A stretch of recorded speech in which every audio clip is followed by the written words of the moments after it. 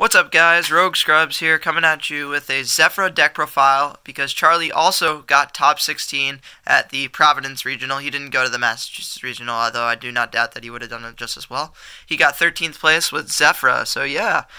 This is the FTK variant, which I know some people might be angry about, but I'll have Charlie explain it because he didn't FTK every game, and I still think there is definitely a degree of skill to playing this deck when you don't open the FTK, obviously, and trying to combat people's boards. So let's get into it. Honestly, like you said, this isn't a deck I normally would play, but the thing that came down to it was, like, I was debating between Prank Kids, Gem Knights, or this, and when it came down to it, I was just more comfortable with this than any of those, and I guess Crusadia was kind of in there too, but I just played it at one regional. I just hated it. The deck could not grind for shit, so I just felt like this was the deck I was most comfortable with. And with the FTK, the reason I would play that is because your True Draco and Sky Striker matchup are just like so bad. You kind of just like need a cheesy way to win those games. To win game one, yeah. So like that's why we did that. But I'll get right into this list. It's a pretty normal Zefra / condition deck.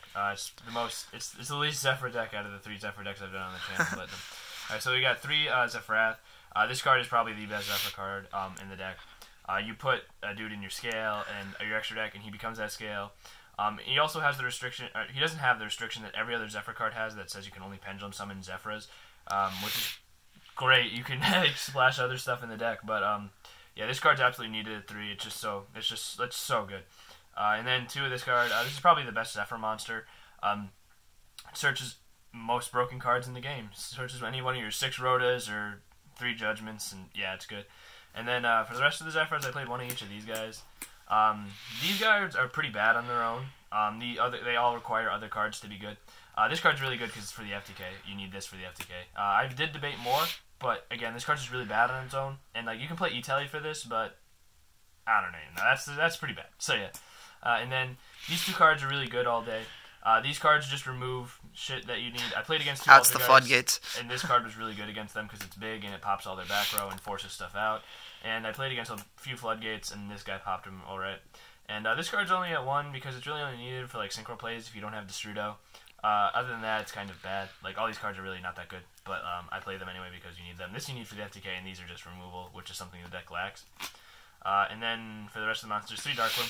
You really don't need 3 of this. You can probably get away with 2, at least 2, I'd say, because if you draw the 1 with Dragon Shrine, it really sucks. And you're playing enough bricks in this deck as it is, where you really just want to make sure your Dragon Shrine's always live. But like we are playing 2 Secret Rares and 1 Common, because like Vlad says, Mixed Match Rarity is max rarity. So we got 2 Secret Rares. But this is probably one of the better normal summons in the deck too, because like I would just go normal summon this against Altergeist sometimes, and it would just be like pretty good. So, and then to go with them, the 1 Donut. I debated 2 of these, but like you really only need 2 if if Trickstar is really prevalent because they'll banish it, and that's actually a problem I ran into. But like Trickstar is like such an easy matchup for this deck anyway, even though I lost to it, but that's besides the point. Trickstar's just like an easy matchup for this deck anyway. You really don't care. He lost in time, so there's a difference between losing and losing in time. And then the 1 Destrudo for the FTK and just synchro plays in general. And then for the rest of the monsters, this is like more of the magician aspect. I played 2 Chronograph and 1 Time Gazer. Really, it should be 3 Chronograph. And this is a 42 card deck. I forgot to say that. But it should be a 43 card deck with 3 Chronograph. But I didn't have the 3rd one, and I was just way too lazy to pick it up. I didn't care enough either. But would you ever just drop the 3rd Darkworm and just put the 3rd Chronograph in? You could do that, but like I mean, I'm perfectly fine with playing 43 cards. 43 cards. As a number that is. Okay. These are just like more ways to make Electromite turn 1 without your normal summon, and this guy's effect to like summon himself from the hand and including another monster, he brings another monster with him, actually was pretty relevant and helped me do a lot of different plays that were really stupid. And then the last engine is 3 Cerebrus and 1 Jackal. I love the Jackal to death. Trickstar just can't out this card without like Tape Coat or something, but in general, this engine's pretty bad. It loses to Ash Blossom, and it like literally just sucks against Colossus because these cards do absolutely nothing in those matchups, especially Striker. But I just felt like playing it anyway because it's more ways to make Electromite without your normal summon, and they're not bad in scale for this deck anyway by any means because like they're scale 4s. So like as long as you can pendulum summon a 6, you'll be fine because this deck's best monsters are 6s. And then of course this card. because this card is stupid. And it's DT. It's It's ugly, and we give it to our opponent, and that's why.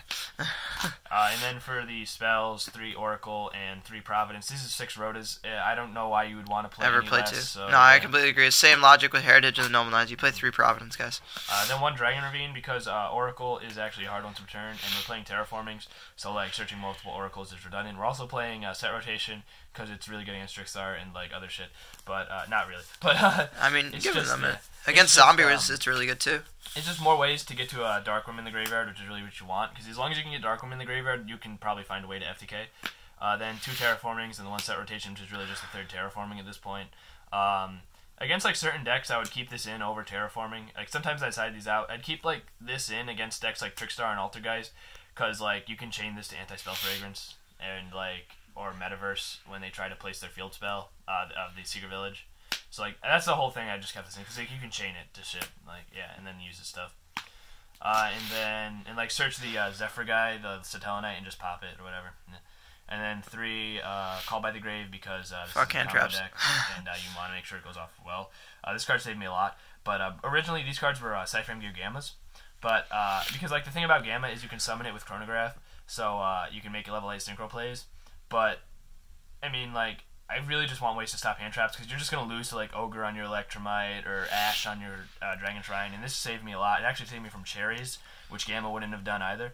So this card is really good all day. Plus, like you can set it, and it's another form of disruption too, which is just really good. It's just like so satisfying. I wanted to play Gamma, but like we actually cut the Gamma and the driver for the Gel Duo in these 3, and it was just perfectly fine. I really just it's just like it's just so satisfying resolving a Gamma on a hand trap. So like yeah. And then 3 Dragon Shrine and 1 Foolish Burial just to get Darkroom in the graveyard. It's fine. You don't. It doesn't matter that you play multiples or 3 Dragon Shrine, even though it's a hard one to return. You could cut it down to 2 because you're playing 43, but these 3 most broken negates. Because these are Plan B. If you cannot FTK, this is Plan B. How you win? And then for the extra deck, I never summoned this, but it's here. This card kind of sucks this format, especially because you're not playing hand traps in the main board. Earth isn't Ray isn't an Earth, is it? No, it's dark. Yeah, everything so you in this can't format's really stop dark, it. so like I'm not playing any darks. Yazi, because Altergeist just can't out this card. Broken. I'm not playing the Mare because, like you saw, I'm playing quite a few bricks, like the Jackal, the Donut, a bunch of cards. A bunch of cards that just don't do anything on their own. So yeah, Black Rose. I never summoned this either, but it's nice to have. And then this is for the FTK. Dawn Dragster, like I said, this is Plan B. If you can't FTK, you set up a bunch of negates and just hope to God they can't play through them. This card, I summoned this once. It just lets you search any monster in your deck with the field spells. So, like, if you side Kaijus, which I am, you can search those, or like you can search other stuff. Did you hit the Scapegoat with it? You can go through Scapegoat. Yeah, he's attacks for some monsters. But like, if Max C was legal, I could search Max C with it, which would be nice. But yeah. Then 1 of each of these because FTKs are really cool. I don't know if we should show it at the end. You might as well, just because this is really quick. It's not hard. For the FTK, obviously. We'll just show the combo. It'll work. My invite because we went into time and I couldn't do the full FTK, but I summoned this and burned for 200, so I won in time. Moral Sword, this is the backup plan. This is Plan B. If you can't FTK, you'll stun them for a turn. Then turn 2, you make this and kill them. It actually got Compulse, which was amazing. I'd never seen that before in my life, but I still won this. And then this, because it's Plan B. I actually stole my opponent's Beatrice with this because I played against BA, and then sent stuff with it, and then it was broken. This is for the FTK. This card should be in. This card should be at 3. No, it really shouldn't. This card's amazing. This card's broken and unfair in every way. If you don't summon this, you're probably going to lose that game. And I actually never summoned this, but you play it, just because another Electromite with 2 down. But I really didn't want to play this because the night before we learned it's not an effect monster, so you can't make Bolt Sword with it. So I was like, yeah, this card kind of sucks now. But it was there. I played it. I never made it, but it was there. For the side deck, Triple Ash, this is my only hand trap in the side, and I don't even think it was worth it just siding 1 hand trap because, like, I don't even know. But I played against Combo deck round 5, which is my only other loss, besides Trickstar, and I didn't see these this game at 1 second, but he misplayed, but I still lost because he had his Ash, so I was like, okay. And then 2 Pranker Tops. This card is amazing against everything except like Thunder Dragons, but I just boarded him in. These probably should have been something else in all likelihood, but you just lost the Floodgates like so easily. The card's like just really good. It's so generic. Then 2 Kaijus because like the plan against Sky Striker if I was forced to go second was to keep the FTK in. Usually I'd side the FTK out going second sometimes, but if I was going first second against Striker game 2, my plan would be to side these in, give it to them, and then FTK. So that was but yeah, that was fine. Didn't come up. You didn't play against a single Sky Striker, so Sky Striker. he got lucky. Yeah. 2 Book of Eclipse. This was because I didn't have anything in here for Thunder Dragons, and Colossus kind of rapes you because you're playing 6 Rotas, so yeah. And then 2 red reboots for Altergeist. I never saw these in any of my Altergeist matchups, which was awesome. Tell me about it. And then 3 evenly matched, which won me round 1 because I played Cards against broken. Draco, which was this deck's worst matchup. And I drew this game 3 going second, so I was like, yeah, fuck you. And he had Inspector Border and like Imperial Order and like 2 other back rows, and he kept the Inspector Border because he didn't know that border counts Pendulum Monsters or something like that. So yeah. And then this because I was like really just like if I played against Cyber This Dragons, card you should side dig out. Both this is me. This was even in my Lightsworn profile. It was literally we both had the same ideology against Cyber Dragons. It would be the absolute nuts if you just sided no it one in. plays that deck because it's kind of fucking horrible. So, Yeah. so I don't know why we had it in, but yeah. But anyway, like my match, like he wants me to say my matchup. I'll actually post it in the comments so that way. So you won 7-2. Awesome, 13th place. We'll show the FTK real quick just to keep the video on there. The FTK is just really stupid. If you open like. This is fairly generic hand, and like you can interchange. Exactly, because a lot of these are searchable too. So like, I'm just gonna go with something basic, which is like, if you open these 3 cards, you have all at 3 ofs. Technically, you have Terraforming for the other. Don't forget Providence, Search of Zefra. So this is pretty consistent as far as FTK wise. So play the field spell. It doesn't matter how you start this combo. Grab that. Then you play this.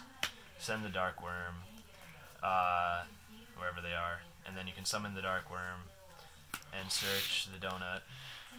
And then you can play this in scale, use its effect, put the level 6 Zefra in your extra deck, then normal summon Wendy, grab it back, so these 2 are in your hand, then you make Electromite, wherever she is, there she is, use her effect, and usually you want to put Chronograph in your extra deck. If you drew the Jackal, or if you drew a Chronograph, you put the Jackal in there, and you want to have the Jackal on board, but like, and then you destroy this, or this goes to grave, and add back any one of these. It really doesn't matter. Yeah. Like, except for Dragon Tride. Dragon Tride's in the graveyard, but it's okay.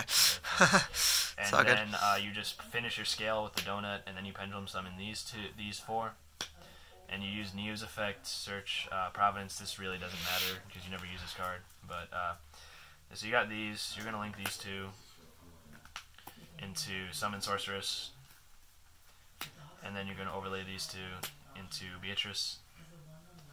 And you're going to use Beatrice's effect to send Destrudo.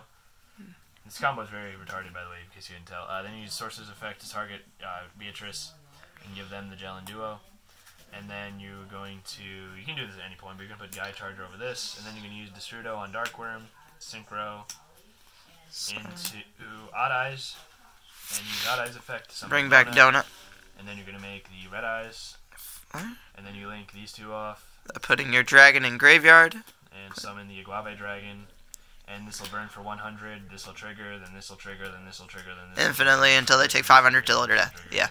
Then So pretty dumb. That's the combo. 3 cards though, pretty consistent. And like you said, you got it I think off what 3 times in 9 rounds. Really counted 5 times. Like I pulled off this combo because like I just did it turn 2 to burn for game.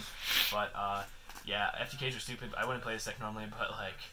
If Needle Fiber comes out, we'll play a more controlling build, which is more fun, actually, for Zefra, rather than no interaction. But either way, I mean, it's still a rogue deck in comparison to what the rest of the meta is doing. I'd say this deck is not that bad. And congratulations, Charlie, getting your invite. 7-2 is pretty fucking good with this deck. So, yeah. Rogue Script's out. Let us know what you think in the comments.